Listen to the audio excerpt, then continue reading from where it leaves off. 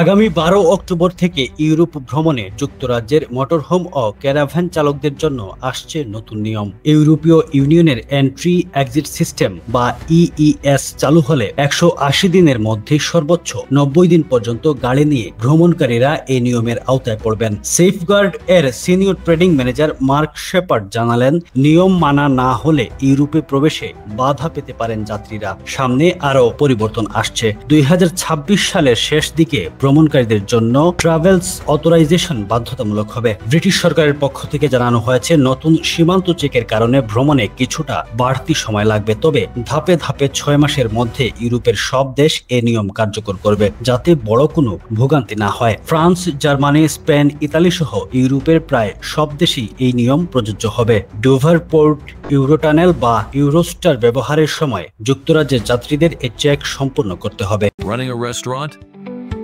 Your food deserves the spotlight. Currywalla Media. Let's make your food famous.